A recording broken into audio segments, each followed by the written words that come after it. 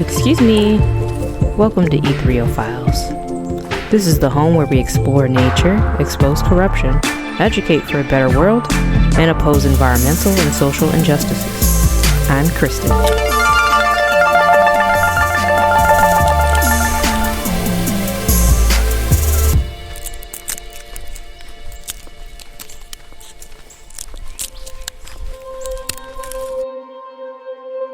Tonight we're going to investigate what really happens when you shrink a world of complexity into 20 rushed minutes. On September 9th, this year of 2025, I sat in a chapter meeting of the Florida Trail Association here in Tallahassee, Florida. Side note, I have to say, I've been on Meetup quite a few times, and I've joined a few groups, and I do recommend them, and I do recommend anyone who wants to do anything social, wholesomely, to go ahead and get the app and try to find your niche, try to find a club. You'll find some interesting things, different communication, different speakers, going to different groups and talking, like this one. But if you've ever been to a local chapter meeting, or any club meeting for that matter, folks who aren't the focus love to hear themselves talk. Meanwhile, the invited speaker, Professor Richard D. Gragg III from Florida A&M University, his time gets squeezed. He had maybe 20 minutes to cover slides that could have filled an entire seminar, but people like to hear themselves talk. Again, they introduce their speaker, and before that, though, they like to give announcements, talk about updates, just different stuff, which I guess that's fair for chapter meetings, but leave some room and more time for the speaker, please. That's what I came here for. His slides were cut short, his time was slashed, and you could feel him trying to rush because at some point, the leader of the group held up 2 fingers, indicating he has 2 more minutes left. So then he rushes and doesn't get his thoughts completely out. That's not his fault. So maybe you'll hear today it is a bit rushed, a little muffled, I would have to say, because I can't just have a microphone just being revealed and I'm just a stranger at one of these meetings. Yes, I did not introduce myself. I just came in, recorded it, left. Sorry, not really, but that was the reality of it. I'm trying to get raw notes, reflections, and his words. But in those 20 minutes, Dr. Gragg delivered a crash course on human-environment interconnection. Tonight, I'll take you beyond his podium, and we'll pull in some outside sources, news clips, and data to test and expand the points he raised. Think of this as field notes, my personal field notes, meets investigation, and you'll hear his voice and then the wider world that proves or complicates his case.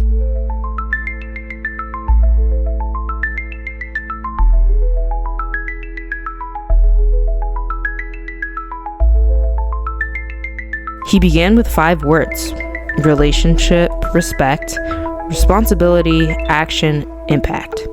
This was his shorthand for how humans and Earth interact. Listen closely.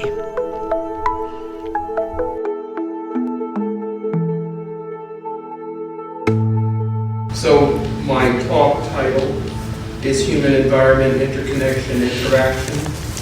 In the sort of really guts of it is Earth relationship, respect, responsibility, impact, and action. That sounds lofty, but is it real? Let's start with impact. Florida is ground zero for human environment blowback. Rising seas, hotter summers, algae blooms covering and taking over coastlines. Here you'll be hearing words from Dr. William Sweet, a NOAA oceanographer. Dr. Sweet tells me we can expect about a foot of sea level rise over the next 30 years. That's a foot more of water in 30 years when it had previously taken 100 years to get to that level. Here's what NOAA says that means for life in Florida. The net effect is we're going to have deeper, more severe tidal flooding, but the nuisance flooding that's occurring now is going to become sort of incessant. It's going to become sort of a new normal. So a flood regime shift. Moderate, damaging flooding is going to occur at a more frequent basis. The more disruptive flooding is going to become sort of the new normal. And when you add a hurricane into the mix, the impacts are even more devastating. Well, there's sort of a trifecta, if you will, of things going on. One is sea levels rising, but the things that are causing sea levels to rise to begin with, in additional heat in the ocean, in the atmosphere, causing the ice to melt and the thermal expansion, it's also fueling stronger storms. So that's to be expected in a warming climate. It's also able to hold more moisture, heavier precipitation. And so when you put the three together, potentially stronger storms, creating larger storm surge on top of higher sea levels with more rain, it doesn't bode well for coastal communities in harm's way. Sea level in Miami has jumped nearly 6 inches since 1992. 6 inches doesn't sound like much until your basement floods or your saltwater intrusion corrupts your drinking supply, or when your house that you just built on the beach because, well, you're retired and where else would you love to live? Then it seems to matter, right? That's impact, measured in inches and in billions of dollars of property loss. Let's hope you had flood insurance. One of Dr. Gragg's sharper points was about destroying ecosystems before we've even learned what they can teach us. He said ecosystems are knowledgeable banks. If you burn the library, you never read the books. And that's very true. He says here, we're altering the planet, but every ecosystem, everything has knowledge and information that enabled us to do what we're doing now, right? But if we destroy it, then there's tons of information we're not going to have access to. So that's where we get medicine from, right? All of this stuff through observation, through experimental testing. So there's a lot of knowledge and information that we don't even know what it is, but we do know it's out there. Take cancer drugs. Over 70% of new cancer drugs approved in the last 25 years originated from natural compounds, rainforest plants, coral reef organisms, soil microbes, and yet we've leveled half of Earth's rainforest in the last century. Let me play you this from a National Geographic feature on medicinal plants. Traditional folk healers often lead the way to the plants that provide them. It's a quest to find one of Paraguay's famed healers, a shaman whose knowledge of medicinal plants equals that of a medical library. Paraguay has one of the highest deforestation rates in the world. Harvesio is looking for an elusive root, sometimes called suruvi, also known as Jadrofe isabelli, and used for various ailments. Scientists are very interested in this family of plants for cancer research. Harvesio brings the root back to the village where his wife prepares it into a tea.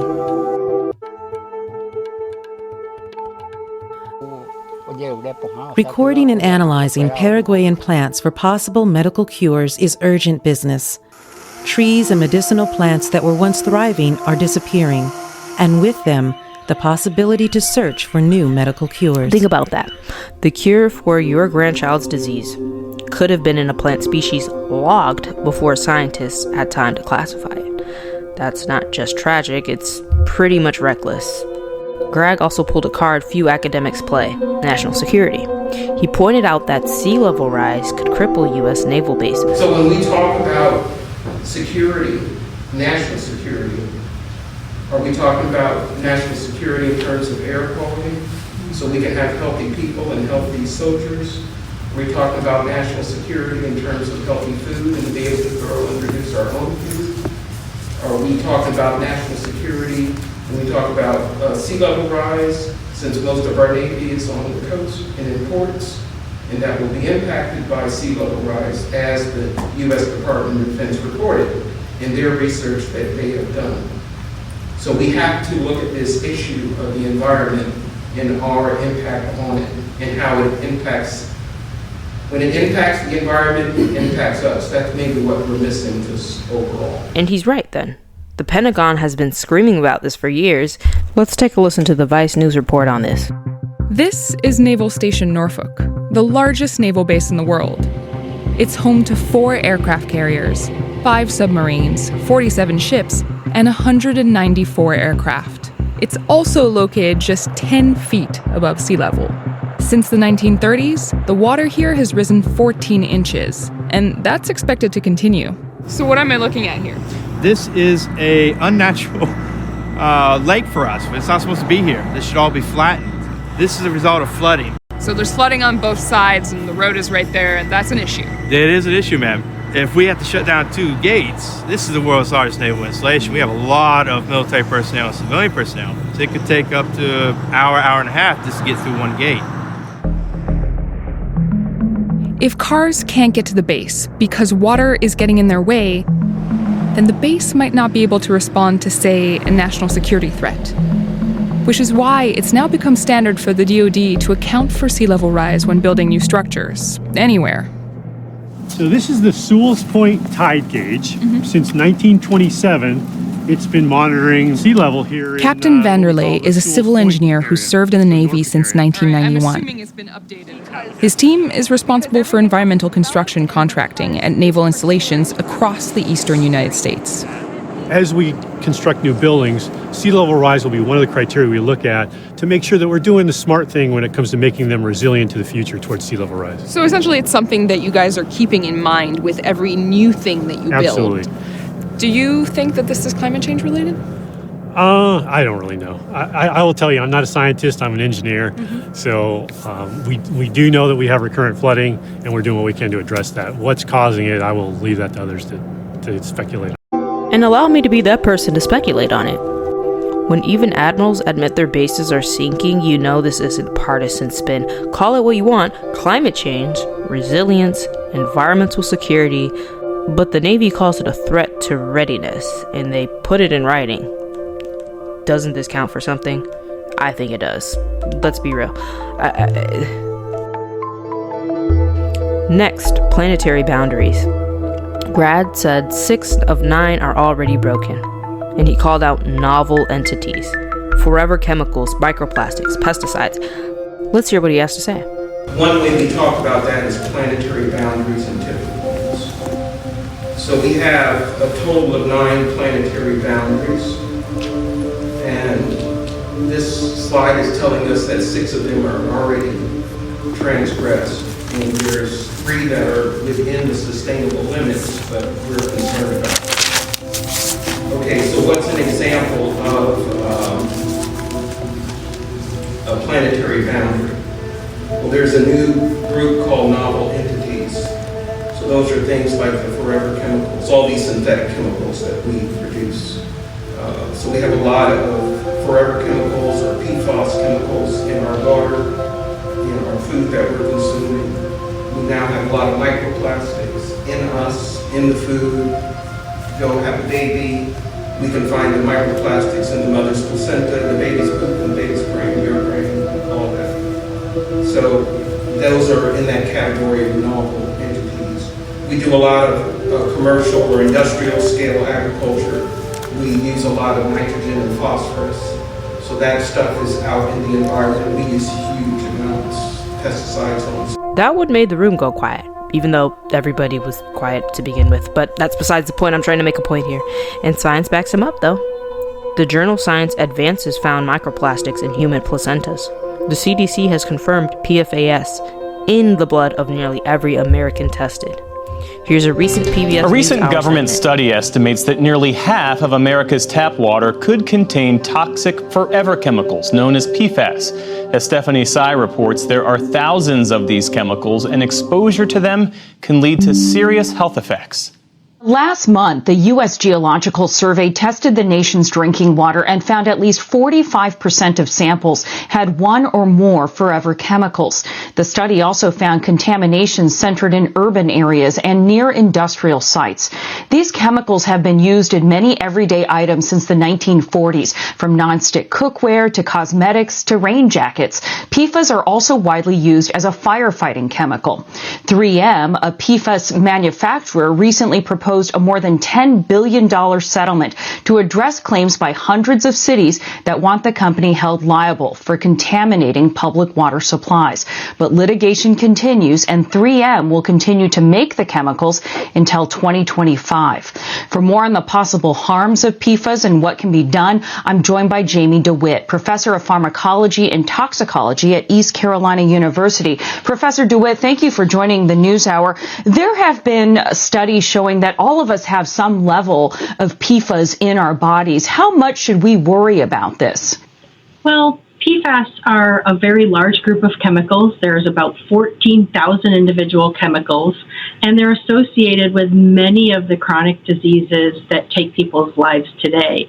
So people should be concerned, but they should also be concerned about all of the different chemicals that are in the environment that are leading to chronic diseases that we experience in our lives today. This isn't fringe, it's mainstream.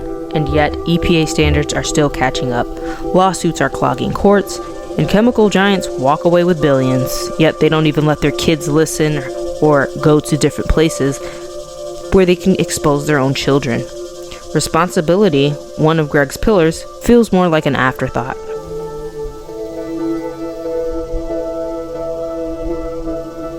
He drilled down to bioethics. Bees, heat, pregnancy. The chain is simple. Fewer bees, fewer crops, more heat, more stress on bodies and systems. Those systems have information, they're connected to other systems, right? So we have a problem now today about bees. All right, what do we need bees for? To pollinate the food you're buying from Publix. All right, but we're using these chemicals in our technology, our radio frequencies, all this stuff is affecting these bees and their ability to navigate, getting toxic from the pesticides, so on and so forth. So if you don't have bees, you can't pollinate plants that produce food and fruit. Cornell University estimates pollinators at, let's say, 29 billion annually to U.S. agriculture. Lose them, and food aisles collapse. Here's an NPR science desk on pollinator decline. Commercial beekeepers say there are huge die-offs of their bee colonies. Washington State University researchers expect that this year the losses will be between 60 and 75%. Fewer honeybees means fewer crops are pollinated, and that, of course, threatens food production.